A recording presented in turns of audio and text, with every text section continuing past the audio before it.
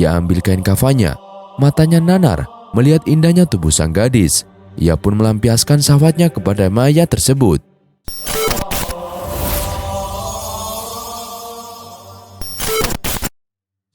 Assalamualaikum warahmatullahi wabarakatuh. Sahabat beriman yang dirahmati Allah Subhanahu wa Ta'ala, sebelum lanjut ke videonya, jangan lupa untuk like, subscribe, dan tekan tombol notifikasi. Ada seorang pemuda Madinah yang pekerjaannya sebagai penggali kubur. Pemuda ini gemar mencuri barang-barang berharga yang dikuburkan bersama mayat. Tindakan ini dilakukan ketika keluarga jenazah meninggalkan kuburan. Dia gali kuburan itu kembali untuk mengambil barang-barang berharga yang ikut dikuburkan bersama mayat. Dia akan mengambil kain kafan mayat jika kain itu dianggap berharga. Pada suatu hari, dia menggali kubur untuk jenazah seorang gadis nan cantik jelita. Begitu suasana sepi, ia menggali kembali kuburan gadis itu. Ia ambil kain kafannya. Matanya nanar melihat indahnya tubuh sang gadis. Ia pun melampiaskan syahwatnya kepada mayat tersebut. Usai menggauli mayat itu, pemuda ini sangat gelisah. Ia merasa dikejar-kejar dosa. Ia pun datang ke masjid Rasulullah di Madinah. Di sana, ia bertemu Umar bin Khattab. Setelah mengucapkan salam kepada Umar, ia bertanya dengan cemas dan hati-hati. "Apa pendapat Anda jika ada seseorang yang berzina?" tanya pemuda itu. "Jika dia sudah menikah, ia dihukum rajam sampai mati. Jika ia belum pernah menikah, maka akan dicambuk 100 kali dan diusir dari kampung selama 1 tahun, jawab Umar tegas. "Lalu bagaimana jika seseorang itu menzinai mayat dan ia belum menikah?" tanya pemuda itu. Sejurus kemudian Umar terdiam. Bulu kudunya berdiri mendengar pertanyaan pemuda tersebut. "Sungguh keterlaluan. Saya tidak bisa membayangkan sebesar apa dosanya. Siapa gerangan orang yang melakukan perbuatan keji seperti itu?" tanya Umar gusar. "Saya sendiri, wahai Umar. Apakah Allah masih mau mengampuni perbuatanku?" Sang pemuda mulai bimbang. Umar terdiam. Ia masuk ke dalam masjid dan ia menangis. Rasulullah yang berada di masjid heran melihat kondisi Umar yang demikian itu. Setelah mengucap salam, Rasulullah SAW bertanya kepada Umar, apa yang membuat dirinya bersedih seperti itu. "Di luar saya menjumpai seorang pemuda yang membuat bulu kuduk saya berdiri dan ia ingin bertobat dari dosanya," jawab Umar. Utsman bin Hasan bin Ahmad As-Sakir dalam kitabnya berjudul Durratun Nasihin menceritakan selanjutnya Rasulullah memerintahkan Umar bin Khattab untuk mengajak masuk pemuda tadi. Sang pemuda menangis terseduh-seduh sehingga membuat Rasulullah penasaran. "Mengapa engkau menangis, wahai anak muda?" tanya Rasul. "Aku terlalu banyak dosa. Aku takut jika Allah akan marah kepadaku, ya Rasul," jawab pemuda itu. "Apakah engkau telah menyekutukan Allah dengan sesuatu atau engkau membunuh orang yang tidak bersalah?" tanya Rasulullah.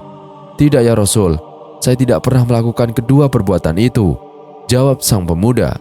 Rasulullah SAW berusaha menghibur anak muda itu. "Ketahuilah olehmu anak muda, Allah akan mengampuni dosamu sekalipun dosamu sebesar 7 kali lipat langit dan bumi." "Apakah dosamu sebesar Ummul Kursi?" tanya Rasulullah. "Lebih besar dari itu, ya Rasul," jawab pemuda itu. "Apakah sebesar Aras?" tanya Rasulullah penasaran. "Saya kira lebih besar dari itu, ya Rasul," jawab sang pemuda di tengah isak tangisnya. "Sebenarnya dosa apa yang kau lakukan? Coba kau katakan kepadaku," pinta Rasul. "Sungguh, saya malu untuk mengatakannya," jawab pemuda itu. "Jika tidak kamu katakan, maka dosa itu akan tetap membebani jiwamu," bujuk Rasulullah. Pemuda itu terdiam. Kepalanya menunduk melihat lantai masjid. Ia mulai memberanikan dirinya untuk mengatakan apa yang telah ia perbuat. "7 tahun saya bekerja sebagai penggali kubur. Suatu ketika ada mayat kaum Ansor. Ia masih gadis dan sangat cantik. Secara diam-diam saya menggali kuburannya, lalu kubuka kain kafannya. Awalnya saya ingin meninggalkannya, tetapi syahwat saya bergelora. Maka kulampiaskan syahwatku dengan menzinai mayat itu sampai puas. Setelah itu, saya tinggalkan begitu saja. Beberapa langkah saya hendak pergi meninggalkan kuburan itu. Tiba-tiba mayat itu bangkit dan berkata, "Sungguh celaka engkau wahai pemuda. Apakah engkau tidak malu kepada Tuhan yang kelak membalasmu di hari kiamat? Pada saat semua orang dituntut balas, engkau membiarkan aku dalam keadaan telanjang dan berhadas besar di hadapan Tuhanku." Mendengar pengakuan pemuda ini, Rasulullah Shallallahu Alaihi Wasallam sangat marah dan seketika itu berdiri dan berkata, "Wahai pemuda fasik, tempatmu memang pantas di neraka. Keluarlah dari tempat ini." Sang pemuda keluar dengan hati yang hancur dan jiwa tak bersemangat. Tak ada harapan baginya untuk mendapatkan pengampunan dari dosanya. Sebenarnya ia ingin bertobat dengan sebenar-benarnya kepada Allah. Dia terus melangkah tanpa tahu arah dan tujuannya. Nabi ingin mendengar petunjuk langsung dari Allah tentang peristiwa yang baru saja beliau dengarkan. Di sisi lain, pemuda itu kemudian pergi menyendiri dalam sebuah gua di gunung. Di sana dia menangis, meminta ampun kepada Allah Subhanahu wa Ta'ala. Dia bersumpah tak akan keluar dari gua sebelum Allah memaafkannya dan menyampaikan ampunannya itu lewat Rasulullah SAW. Setelah 40 hari, tubuh dan wajah pemuda itu berubah drastis. Selama di dalam gua, dia hanya bertahan hidup dengan makanan yang dia temukan di dalam gua. Ia berdoa, "Oh Tuhannya Nabi Muhammad, Tuhan Nabi Adam dan Hawa, jika aku telah Engkau ampuni, sampaikanlah kepada Nabi Muhammad dan para sahabatnya. Namun jika kau menolak tobatku ini, bakarlah aku di dunia dan bebaskan aku dari siksa di akhirat. Sungguh saya tidak akan sanggup menerima siksamu di akhirat kelak." Bersamaan dengan itu, Allah mengutus malaikat Jibril untuk menemui Rasulullah SAW. "Wahai Muhammad, Allah menyampaikan salam kepadamu." Dan Allah bertanya, "Apakah engkau yang menciptakan makhluk?" Tanya malaikat Jibril. "Allah yang menciptakan diriku dan semua makhluk," jawab Rasulullah. "Apakah engkau yang memberikan rezeki kepada mereka?" Tanya Jibril. "Tidak, hanya Allah yang mampu memberikan rezeki kepada makhluknya," jawab Rasulullah SAW. "Apakah engkau yang menerima taubat mereka atau engkau yang menghukum mereka atas dosa-dosa mereka?" Tanya malaikat Jibril. "Maha suci Allah yang maha memberi pengampunan," jawab Rasulullah. "Wahai Muhammad, Allah berfirman, 'Maafkanlah hambaku karena aku telah mengampuninya,' kata malaikat Jibril. Lalu turunlah ayat, "Dan juga orang-orang yang apabila mengerjakan perbuatan keji atau menganiaya diri sendiri, mereka ingat akan Allah, lalu memohon ampun terhadap dosa-dosa mereka. Dan siapa lagi yang dapat mengampuni dosa selain daripada Allah Subhanahu wa Ta'ala? Dan mereka tidak meneruskan perbuatan kejinya itu, sedang mereka mengetahui." Quran Surat Ali Imran ayat 135. Selanjutnya, Rasulullah SAW memanggil pemuda tersebut dan memberitahukan bahwa Allah telah mengampuni dosanya dan menerima tobatnya. Tak lama kemudian, pemuda ini meninggal dunia. Dan itulah sahabat, sedikit kisah tentang penggali kubur menyetubuhi mayat yang membuat Rasulullah SAW sangat marah. Ada juga sedikit kisah tentang Rasulullah yang mendengar suara mayat yang disiksa. Allah Ta'ala memberikan kemampuan kepada Rasulnya untuk mendengar orang-orang yang disiksa dalam kubur. Dalam hadis riwayat Muslim dikatakan bahwa Sa'id bin Sabit berkata, "Pada saat Nabi SAW berada di kebun Bani Najjar sambil naik keledai dan kami menyertainya, tiba-tiba keledai itu menyimpang dari jalanan, lari dan hampir saja menghempaskan beliau. Ternyata di situ terdapat kuburan 6, 5, atau 4 orang. Beliau SAW bertanya, 'Siapa yang mengenal penghuni kuburan ini?' Seorang laki-laki menjawab, 'Saya.' Beliau bertanya lagi, 'Kapan mereka meninggal?' Dan ia menjawab, 'Ketika mereka syirik.' Rasulullah SAW bersabda, 'Sesungguhnya umat ini diuji dalam kuburannya, dan jika kalian mendengar azab kubur yang dilakukan olehnya, kalian pasti akan takut menguburkan. Sungguh aku akan berdoa kepada Allah agar ia memperdengarkan azab kubur yang kudengar kepada kalian." Diriwayatkan oleh Muslim dalam Sahihnya.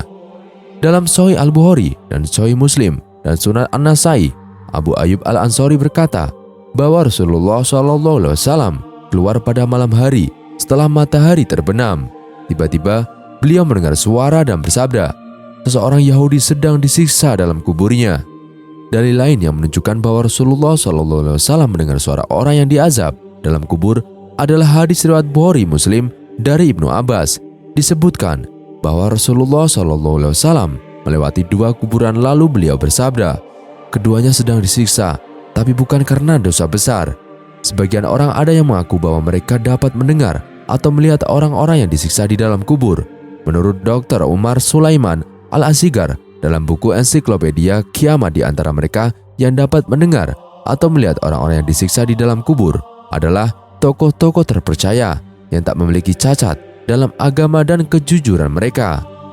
Ibnu Taimiyah berkata, terkadang hal itu tersingkap bagi orang-orang pada zaman ini, baik dalam keadaan jaga atau tidur. Mereka mengetahui dan memastikan kebenarannya. Kami dapat menyodorkan banyak hal mengenai hal itu.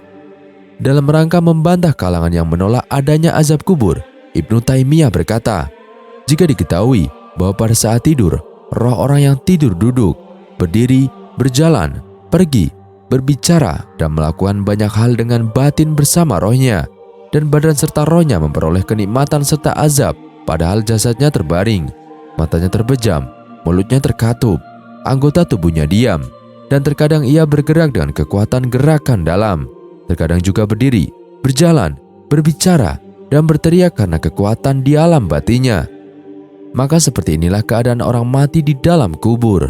Rohnya duduk, meminta, merasa nikmat dan sengsara, dan berteriak pada saat yang sama.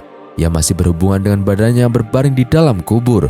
Terkadang hal itu menguat sampai tampak pada badannya. Terkadang ia terlihat keluar dari kubur dengan azab masih menimpa dirinya dan malaikat azab menyertainya. Badannya bergerak, berjalan, dan keluar dari kubur. Lebih dari seorang telah mendengar suara orang-orang yang sedang diazab di dalam kubur. Juga telah disaksikan mayat-mayat yang keluar dari kubur dalam keadaan tersiksa dan mayat-mayat yang duduk. Namun hal ini tak selalu dialami oleh setiap mayat. Sama halnya dengan duduknya orang tidur, tidak selalu terjadi, akan tergantung pada keadaannya. Wallahu a'lam bishawab. Sekian kisah kali ini. Kurang lebihnya kami mohon dimaafkan. Yang benar datanya dari Allah Subhanahu wa taala. Khilaf atau keliru datanya dari saya pribadi. Wassalamualaikum warahmatullahi wabarakatuh.